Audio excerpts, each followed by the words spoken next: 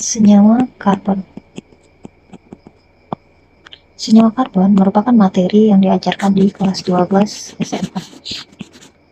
Nah, kenapa disebut senyawa karbon? Karena unsurnya terdiri atas rantai-rantai karbon.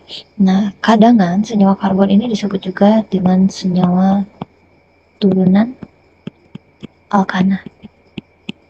Kenapa disebut senyawa turunan alkana? Karena senyawanya diturunkan dari alkana.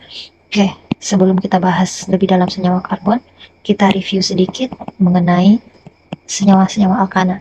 Jadi ketika kita dengar alkana, berarti di sini konsep yang sudah tergambar di dalam pikiran kita adalah bahwa alkana ini merupakan senyawa hidrokarbon yang punya rumus umum berupa CnH2n tambah 2. Kemudian yang kedua, nama-nama dari alkana ini dia punya akhiran ana.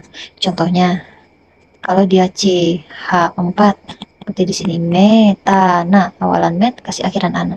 Kalau C2, H-nya tadi kan 2N plus 2, C2 berarti N-nya ada 2, 2N 2 kali 2 4 tambah 2 6, berarti C2H6. Di sini nanti namanya etana.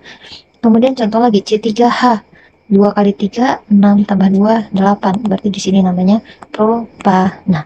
Jadi yang alkana ini merupakan senyawa dengan rumus umum CnH2n plus 2, akhiran namanya ana, dan satu lagi di sini dia terdiri atas ikatan tunggal saja, ikatan tunggal, tidak terdapat ikatan rangkap di dalamnya. Nah, kalau kita bahas senyawa turunan alkana, berarti senyawanya diturunkan dari alkana.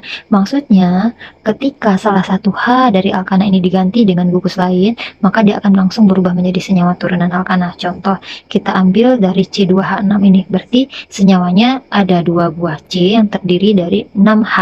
Jadi masing-masing C-nya punya 3H. Oke, konsep dasar dalam hidrokarbon, satu C harus punya 4 tangan, tidak boleh lebih dan tidak boleh kurang. Mana tangannya 4? Ini 1, 2, 3, 4. 1, 2, 3, 4, pas ya. Oke. Jadi, kalau bentuknya seperti ini yang terdiri dari CH aja dan antar C-nya punya ikatan tunggal, berarti di sini masih alkana. Ini namanya etana.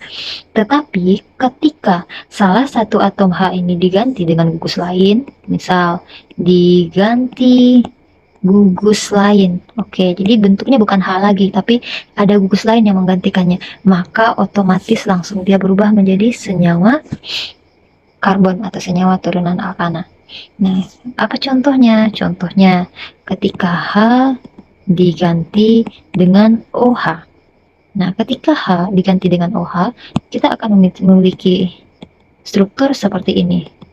H yang diganti itu terserah sebenarnya, tapi di sini kita bikin yang paling ujung aja. Berarti ini dia posisinya OH-nya diganti. Maka nama yang awalnya etana itu akan berubah menjadi etanol karena gugusnya udah berbeda. Nah, gugus OH ini disebut sebagai gugus alkohol. Oke, atau gugus alkanol. Inilah gugus penggantinya. Jadi gugus ini disebut sebagai gugus fungsi. Jadi ini merupakan gugus pengganti. Gugus pengganti ini disebut juga sebagai gugus fungsi. Kenapa disebut gugus fungsi? Karena gugus inilah yang akan berfungsi untuk bereaksi. Ini juga lah yang jadi penentu sifat.